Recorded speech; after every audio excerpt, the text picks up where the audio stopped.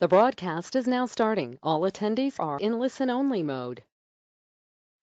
Good afternoon, everyone, and welcome to our live webinar on weather window optimization for offshore operations in Europe. If you have any questions during the webinar, we will be answering questions at the end of the demonstrations. And you can go ahead and enter your questions in the question box on your screen. Now, it is my pleasure to hand over to Sarah Miller, who's the UK Sales Manager for Offshore Wind. Hi, Sarah. Hi, hello everyone. Thank you all for attending, and hopefully you'll find it a little bit insightful. Just a quick disclaimer at the start is we've made all possible interventions, but if children or animals appear, I do apologise. It's just myself today. I'm the UK Renewables Sales Manager, and also supporting today on the call is James Fletcher, who is the Forecast Manager here in the Aberdeen office. So that's us today, and let's see if we can move on to the next slide. So who are Stormgeo? We are a global provider of advanced analytics and meteorological services, delivering decision support for weather-sensitive operations. So basically our job, over and above your standard weather forecast provision, we also add the human element to the back of that and create a more kind of dynamic system for yourselves at home. We covered a good few verticals, as you can see listed here, but our main focus today will be on both renewables and the offshore wind marketplace. Obviously, they are the largest player in the offshore segment, so that makes a bit of sense. So within the renewables, just a quick snapshot of our business line here. So we issue about 9,000 unique forecasts per month, and that equates to roughly about 30% of the total market share within offshore wind worldwide, and that has quite a global reach from the East Coast of America right over all through Europe and then on into the Taiwanese Strait. And we also have about a 7% market share in the US, electrical utilities. So that's more your kind of onshore base, your power lines, and that's something we call grid eyes. Within oil and gas, again, just a wee snapshot of what we do. We've got about 14,000 offshore installations that we support on a daily basis. And that then results in about 90,000 plus unique forecasts issued per month. In terms of market share, that's about 18%. So we have built up a very good understanding of what the clients actually require and what can actually work for you guys. And here's a little map overview of where we are in the world. So as you can see, we've got quite a far reach and spread. There's 24 offices around the world, and that's split into 8 main operational centres who facilitate the actual weather forecasting. So about 500 of us, that grows quite significantly each year. And I guess that's Stormgeo. So what we'll move on to now is why we're actually here today. So my idea today is to give a snapshot of the online planning tools that we have available to us in our repertoire. So that would be the asset overview, long range planner, and also Stormgeo Live. So what James will do today is he'll run through a few scenarios where we utilise each of these tools, and in doing so, that will help to identify available weather windows for some projects that are ongoing. And what we hope that you guys will learn from that is how to utilise the data to your advantage when planning your critical operations. Also, kind of bilaterally will increase the user footfall within the portal, make it a more well-used tool, and then hopefully stem some questions from yourselves, some be interesting facts for us, which could lead to even further development. And on that note, I think I'll hand over to James, and he can begin to run through the scenarios with us. Thanks, Sarah, and good afternoon there. Yeah, we'll move into a portal to start with. A slight delay here, but we'll quickly log in.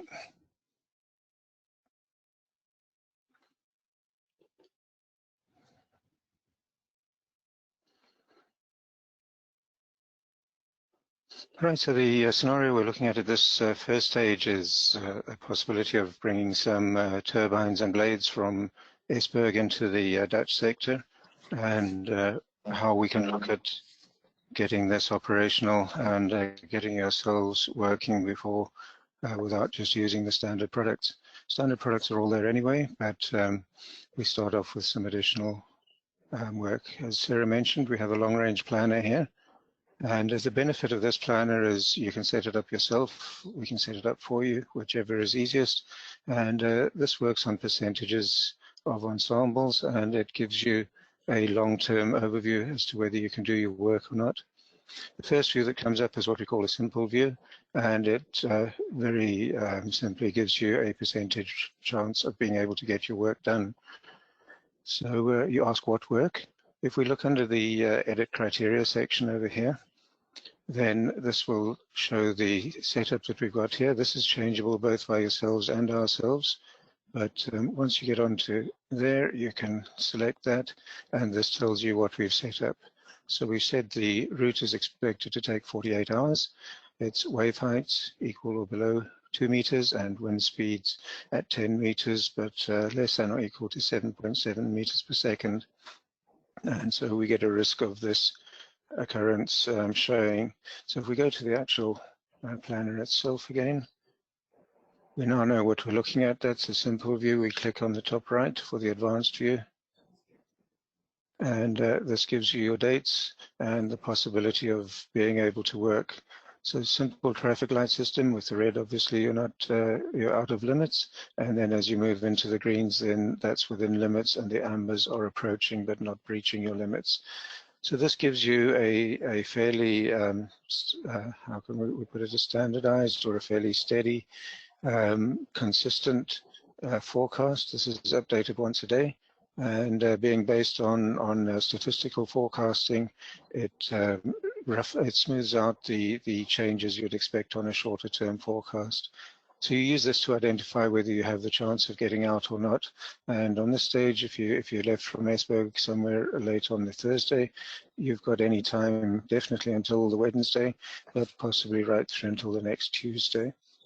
And as we showed you earlier, you can choose different locations. So we have all the waypoints, and at each waypoint you can run the same sort of assessment.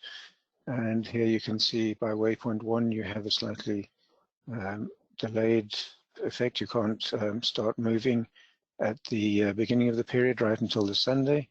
If you're not sure where your waypoints are, you just click on your home screen, and this will highlight your waypoints for you. So that was waypoint 1 that we're looking at on the top right here. So we can watch all the way across the route the possibilities of being able to work right the way through, from the beginning right the way through to the end of your voyage. And as I say, this gives you a starting point. This is, you're right, we can start on a given day, and the chances are high that we can actually get the job done.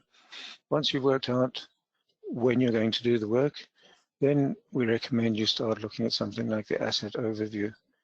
This is now run from what we call a deterministic forecast. So what happens here is once you start getting past day 3 into day 4, then you start seeing a more changeable situation. So on this product, if you loaded it after another model run later this afternoon, then it's quite possible you could see some fairly significant changes in the long range. And that's why the long range planner is used for the longer term operations.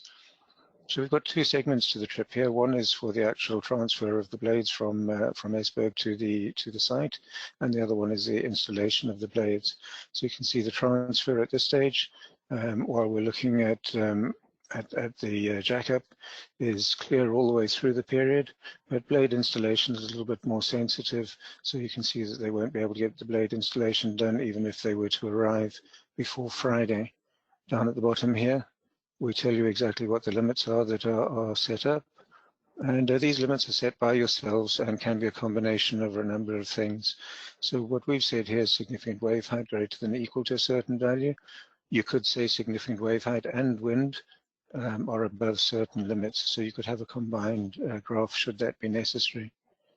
And then it is possible, if you want to know what this is, then if I've got it in the right place, it'll delay over distance.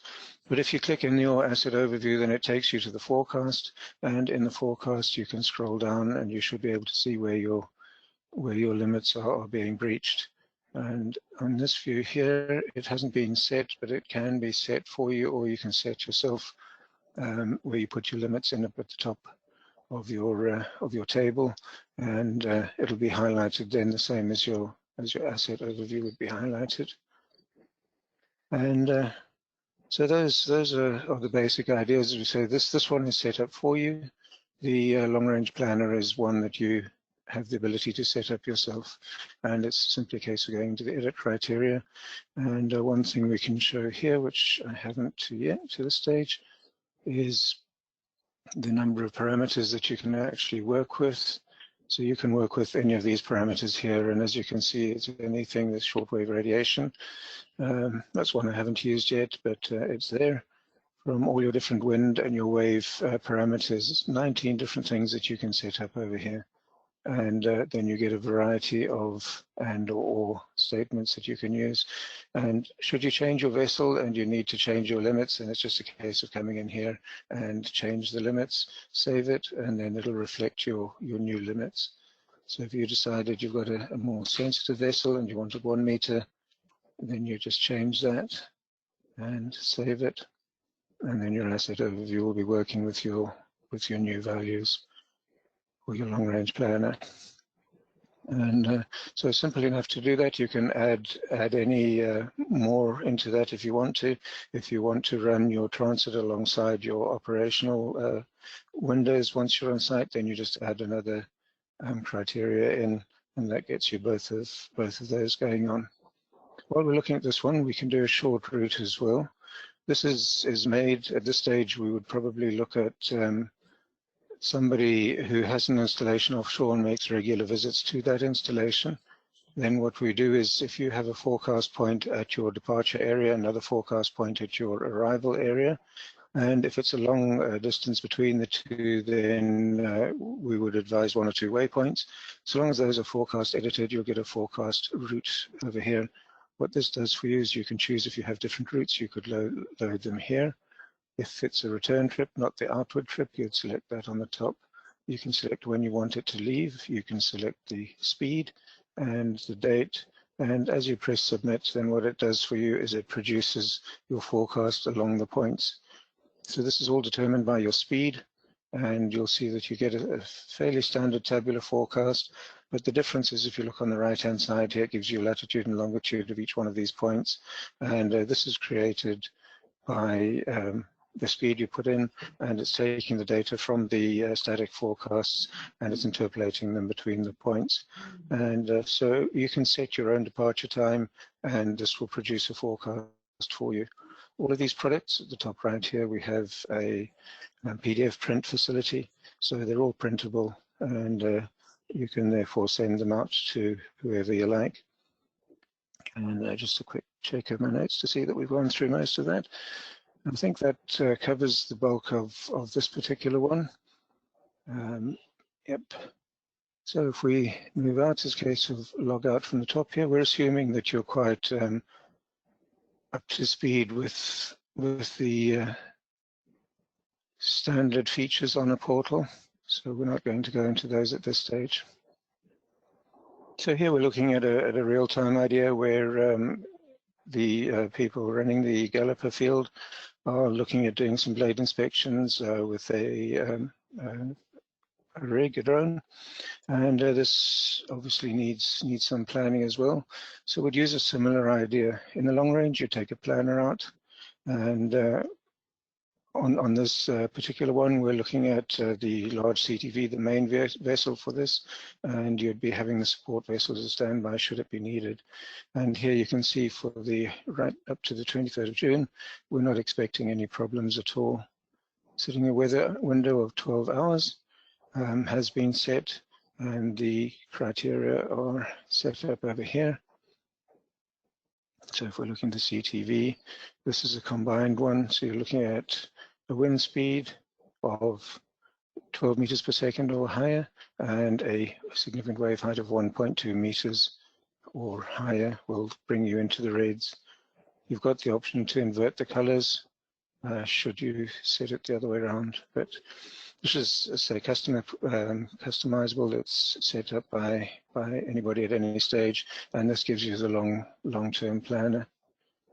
Then closer to time, you're back into the asset overview, and very similar idea to what we've already spoken of. And here, once again, you can see the support vessel has more severe criteria, or higher criteria, should we say, than the CTV itself. So there'll be times when CTV is in marginal conditions where the support vessel is in green all the way through. But once again, fully customizable to your limits, and no additional issues on that one. And then we have one final one here where we log out, and as you see with these portals, it's you'll be provided with a login and a password, and the number of users is, I believe, unlimited. So let's have a look, get the correct one here. So this one, we're looking at moving an oil rig from Nig out to the North Sea. And if we give it a chance to load, then these are the positions moving out here. Standard forecasts are available straight from here if you need them. And once again, you would use your long-range planner to start. And we're looking at, again, the limits for the transit and the limits for the jackup once you're out there. And again, you'd see when you can go, fairly simply looking at the traffic light. Then on this one, moving closer, you use your asset overview. And you can see there is a period here when both the transit and the jackup are not going to work for a period through Saturday. And if you're not sure why, you click on it and go and look at the forecast. And then once you're out there, if the forecast does differ slightly from the actual conditions out there, if it was a case of a significant difference, then you would receive an amended forecast. But if it's a very small difference, but it's still critical to your operations, then we have something called Stormgeo Live. And what this is, your limits on the top. On the left-hand side here, we have your observations, and then on the right-hand side, the solid line, that is your forecast. And what happens is, as soon as the observation comes in, then the forecast is adapted to suit the latest observations. So this gets updated. If you run us a 1-minute observation, then every minute you get an update. 10-minute observations, 10 minutes you get an update. And this gives you an idea of exactly when, if you have a threshold here and you see it crossing through the threshold or staying just below, this will tell you exactly when you can actually pass through that threshold and either start or stop working. So this just gives you that extra little finesse at the end of the time once you're out there and actually rearing to go, but conditions are slightly out of limits. And again, all of these can be multiple points and can be multiple installations that you can use for those.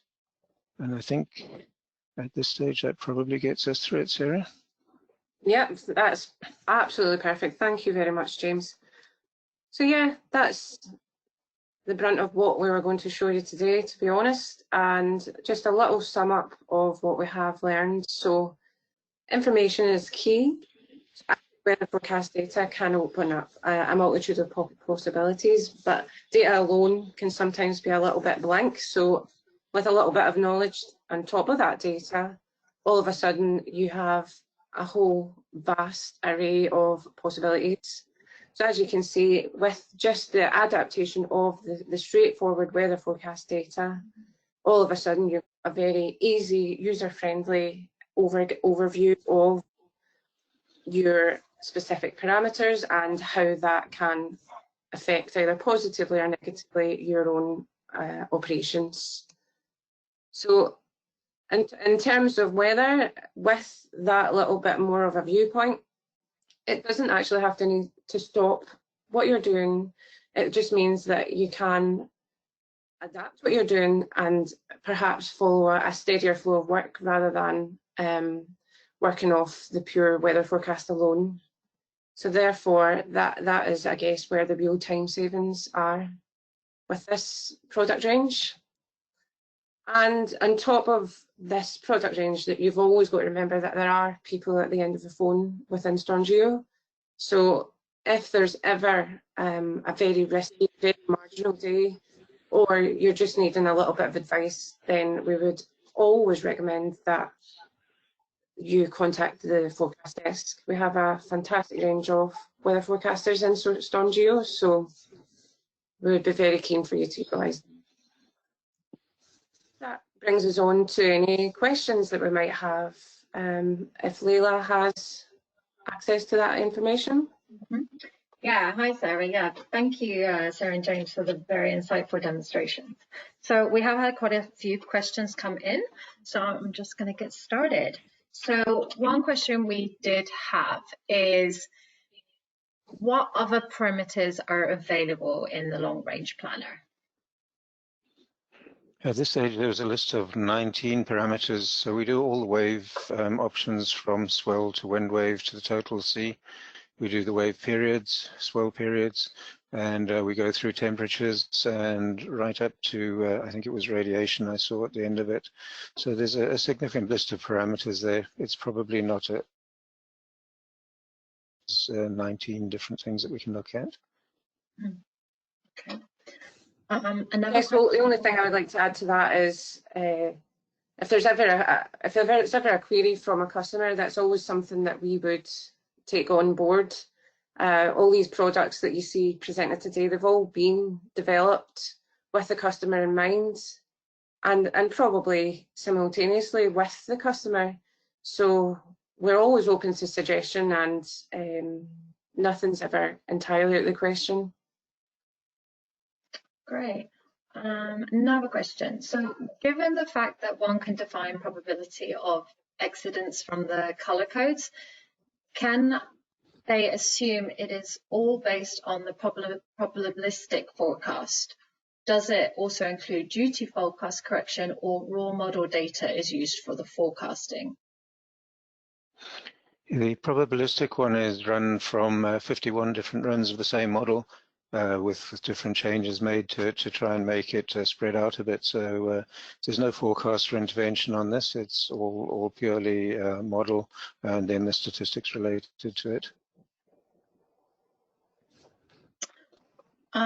What are the best procedures for reducing risk? I think at this stage, the main thing is to understand what products are available and why they're different. And then we start off in the longer term with your probabilistic to smooth out sudden changes. You go to deterministic. And then if you any uncertainty left from there in the deterministic, you have forecaster confidence put in there, which is becoming more and more important, because as soon as that lowers, medium or low, then we advise the users to contact the forecast desk to find out what possible deviations you've got and why, and that typically helps with the decision making.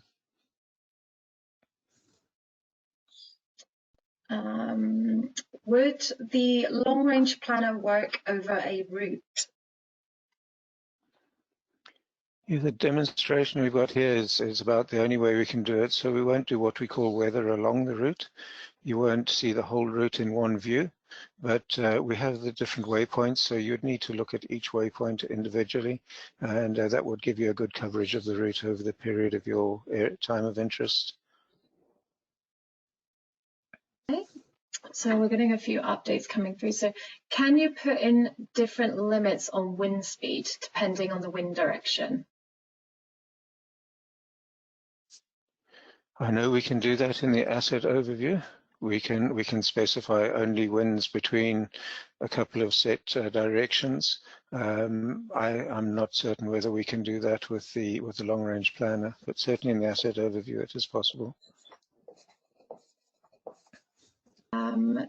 How often are the behind forecast updated? Someone's asking, is it 1, 2, 3, or 4 times per day?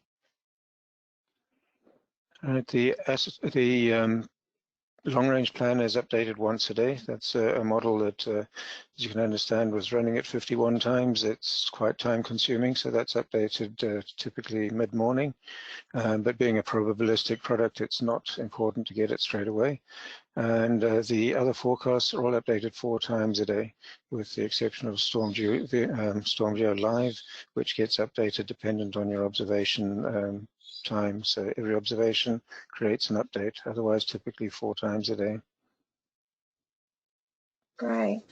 In Stormgeo Live, do you require a link to a Met Ocean buoy, or does it require manual entries based on in-field measurements? This is live data from a link. So typically most customers would prefer to push the data to us, but we can pick it up from a customer site as well. So either or, but it is an automated process. And some others that are just letting people update their questions come in, but is the long range planner tool available to all incumbent customers? I believe so. Yes, Sarah, go for it.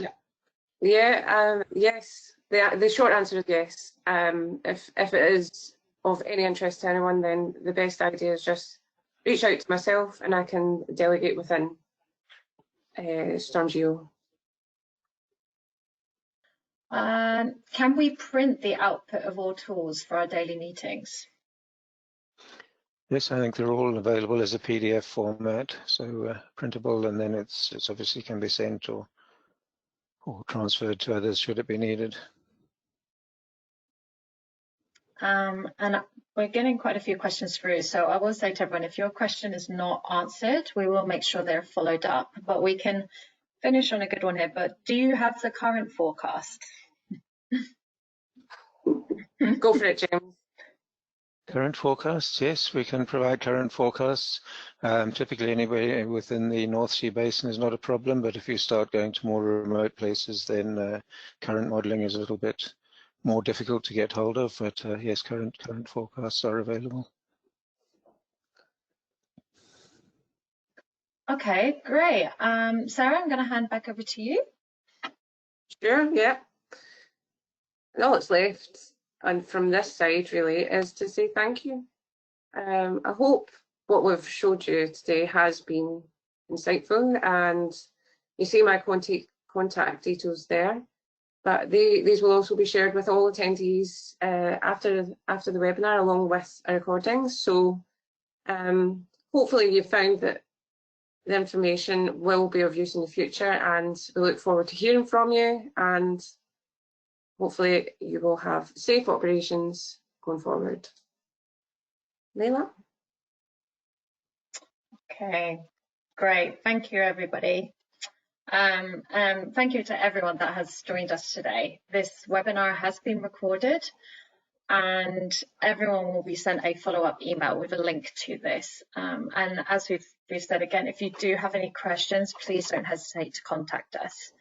Thank you again, guys, and goodbye. Bye.